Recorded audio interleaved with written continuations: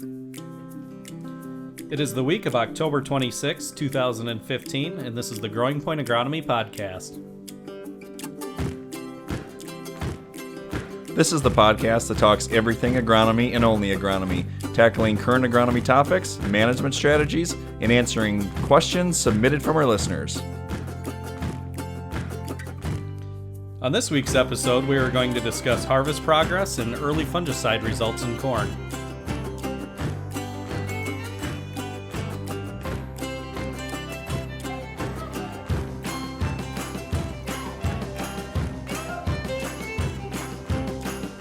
And now your hosts, DuPont Pioneer field agronomists Josh Shofner and Brian Buck.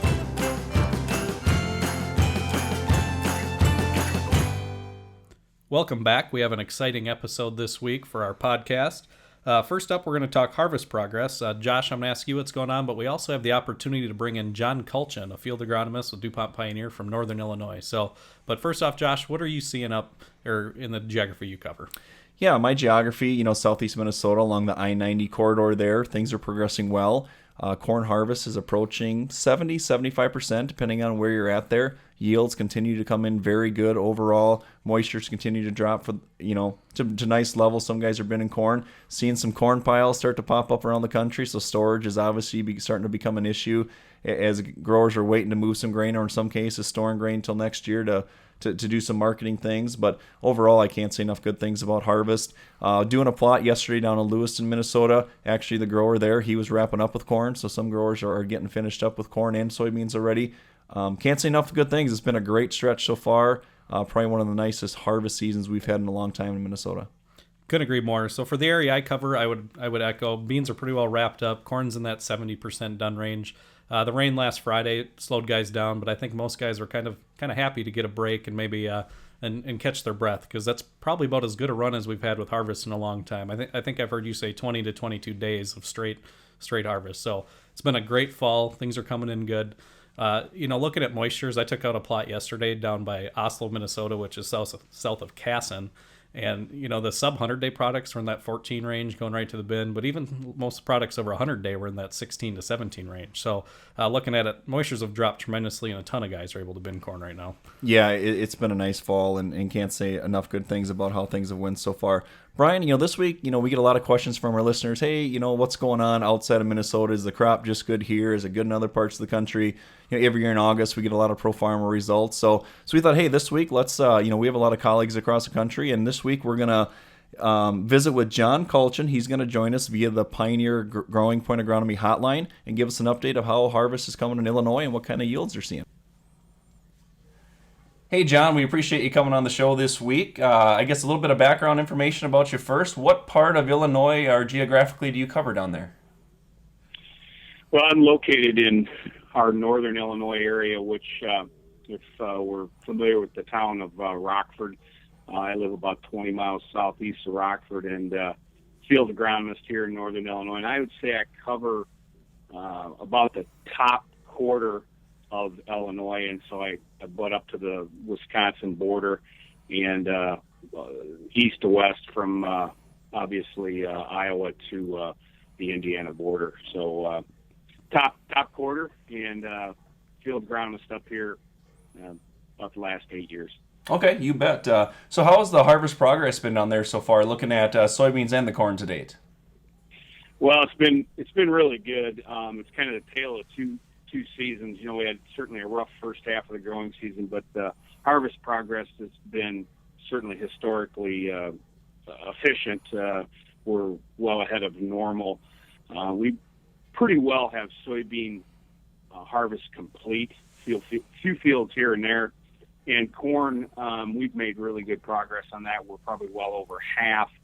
So, over the next 10 days, I would suspect there won't be a lot of corn left 2 weeks from now. So kind of the end is in sight, and it's certainly been pretty efficient. We've had a lot of dry weather, and most importantly so far, hopefully we've had a lot of safety along the way, although it's been pretty dry, and we've had our kind of fair share of wind and some fire issues. But other than that, so far pretty good. So, John, looking at this year compared to the last couple of years, how are yields coming in for corn and soybeans? Well, I'd say if I started with soybeans, I thought back in August if we would get a decent level of sunlight, that we would be positioned pretty well because we kept disease in check, so to speak, overall. So with that said, we did get ample amount of sunlight the first few weeks of August, which had really helped our fill process. And our yields in soybeans were certainly above average. We hit some new highs in fields, and genetics overall moved forward. So real pleased on soybeans. Good crop overall. Farmers had pretty nice field averages. Corn, probably overall better than expected. We hit some new highs in areas on corn in our area with genetic gain, although at the same time we did have variability from the first half of the growing season with quite a bit of rain, drainage, nitrogen loss, historically a high level of disease, particularly northern corn leaf blight. And so with that said, really good, but also had variability in fields and in the area. So, John, when you look at your soybean crop this year, you said it's come in pretty good and the genetic gain and everything else. We fought a lot of white mold up here. Is that something you guys fought down there, or did you not see much of that? Well, good question. In northern Illinois, certainly genetic gain is important, but at the same time, we've got to select for white mold like up in your area. We did get a little bit. We traditionally get some level of it every year up here, so we've got to select for it. Overall, it was probably low. A few selected fields, we had some moderate levels, but overall, I think we got through that okay. Yeah, so just to sum up the corn and soybean yields today, coming into the season, there was a lot of reports of what it might be in Illinois and following the Pro Farmer thing. Based on what we heard kind of in August, would you say that it's as expected, better than expected, or maybe a little lower than expected based on what you've seen so far this fall? I would say that as we take a look at some fields with variability, some of those, if we looked at them early, they were as expected. Certainly there's a vast majority of fields that were probably better than expected. Okay. Anything agronomically, whether it be some management strategies or maybe agronomically, anything that have maybe hurt the crop a little more than you thought, or any agronomic practices that really are having big responses, such as fungicide or anything like that? Well, we've had, quite a few trials, quite a bit of decision making through the growing season on managing nitrogen. So we've got trials where we've had to add extra nitrogen due to the record rainfalls we had in June, and we are overall seeing some pretty good response in that aspect. And certainly with susceptible varieties on disease, we are seeing certainly positive results to the use of foliar fungicide at tassel. Certainly some hybrids responding higher than others, but overall a very high level of foliar disease in corn. We got a lot of corn on corn in northern Illinois, so managing for disease this year and into the future is certainly going to be important, and we've had to deal with that in the past too. So it's just one of those things with corn on corn. We've got to manage for disease, and certainly it starts right now managing our tillage and our residue practices. So with the good weather here, we're getting pretty good amount of tillage done to mix some residue with soil, and that's a great starting point to trying to manage disease for this next year.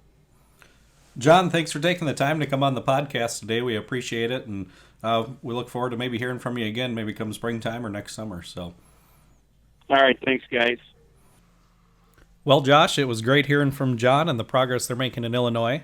Up next, we're going to take our question of the week from Twitter, and it comes from Bill this week, at Billionaire81, and it revolves around fungicide. So Bill's question is, it paid this year. What about the years it doesn't pay, plus the added trip, compaction, rundown corn, etc.? Is it a wash in the end?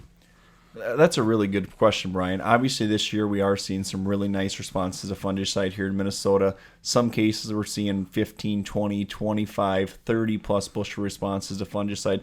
Not a surprise based on some of the northern corn leaf blight we've seen in the southeast corner of their state. However, I get this question a lot, and some growers, they maybe tried fungicide once and they had a negative experience, or maybe it was a wash. And obviously, Brian, we're talking about a $28 to $33 investment, depending on how you're applying it and what products you're using and whatnot. And obviously, at $3.50 corn, or whatever the final price is right now, it is requiring a pretty huge bushel response to break even and to maybe get the return of investment you're looking at. But it isn't. I talk to growers like this. They all say, well, it's so many times it's a wash. And in some cases, yeah, this year you could look at it might have paid for 2 or 3 years worth of break even, and you're getting it back. But there's a lot of other things you need to consider. Yeah, when you look at it, yield is one thing, but you look at overall yield stability of your farm. Another thing is just agronomics in general. So you look at, a scenario where you might have some down corn, or, you get in an area where you have that northern corn leaf blight that tends to lead to more stalk rots and more corn falling over, where if you have the fungicide, it gives you the bushel increase, but standability and harvest progress also has some value. So you look at it, there's a lot of things to consider. And I think some of it, Josh, starts with, it's probably a year by year question that you need to answer kind of based in season, though, on what's happened up to that point when you'd make that VT application on corn. Yeah, anyone that's heard me talk in the winter, I talk about at our crop shop meetings, I talk about this a lot. And the first thing I always tell growers is it's a season by season decision determined in season. And what do I mean by that? So let's go through that a little bit.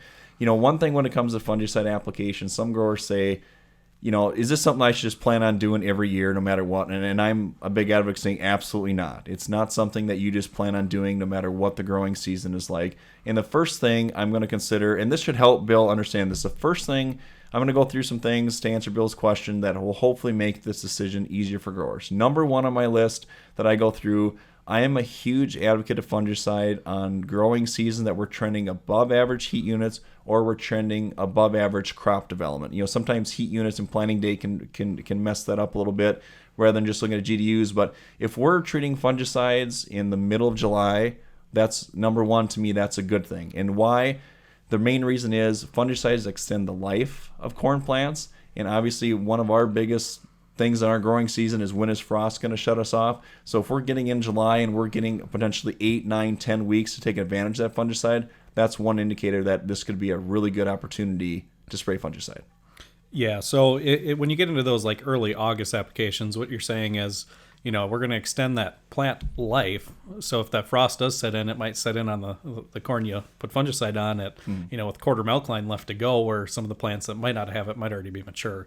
And, in those scenarios, you probably would see a yield decrease or no value added. Yep. The second thing I like to look at is what is your crop rotation and what is the disease pressure? In southeast Minnesota, we plant a lot of corn on corn. So the next thing I look at, number one, do we got the weather? Do we got the heat units, the crop progress I want? Number two, we're going to look at, okay, what's my rotation? Do I got a lot of long range corn on corn? What are my hybrids placed there? And there I'm going to go scout corn. I'm going to go out in July and say, okay, what are we seeing for disease pressure? How much rain have we gotten? How moist are we? This summer we had a lot of moisture leading into that time frame, which was a good indicator that, hey, we got the crop progress, the heat units, we got disease pressure. So now, okay, let's see if we can get the second thing checked off.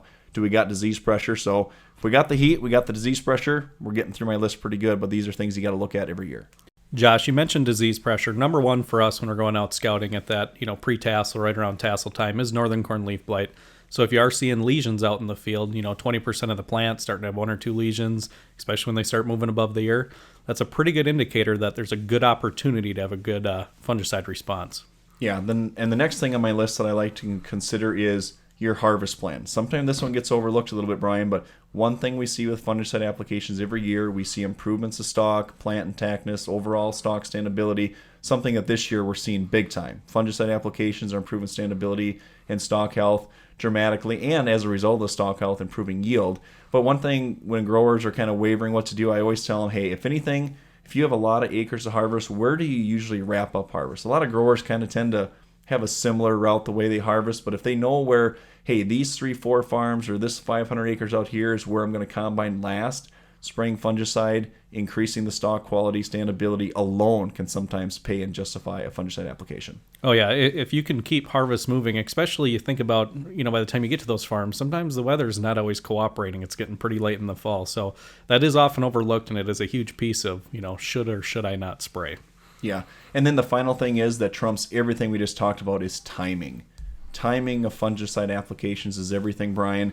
We need to hit that R1 to R3. If at all possible, hitting R1 to R2 is probably the sweet spot in corn. So that 100% tassel to blister is really where you want to hit it, but you got to have it all wrapped up by brown silk. And sometimes if you're relying on aerial application, Bill mentioned, hey, what about running down corn? Well, in aerial applications, it's not a factor, but as we're getting more ground rigs set up, you still have to put into factor of what's going to get run down, what are we going to hit. But with the equipment we got, the rundown corn seems to be a little bit less of an issue than it used to be. But timing is everything. And again, with timing, you got to get the adjuvants right. If you're out there just a little bit early, got to have the adjuvants out. If you're out there on the right time, I think adjuvants is extremely important to getting the yield response you want to look at. So, Bill, I hope this answered your questions. A lot of things to consider, the year-over-year decisions, but certainly I do not think fungicide is something you blanket plan on applying every year. You got to look at the risk factors. And if you go through that checklist and everything's checking out good, your probability of a good return on investment like a year like this is extremely high. And that wraps up our Question of the Week segment. If you would like to submit your own questions, you can do so via Twitter. I am Brian Buck at FarmerBuck1. And I am Josh Shofner at Josh Shofner.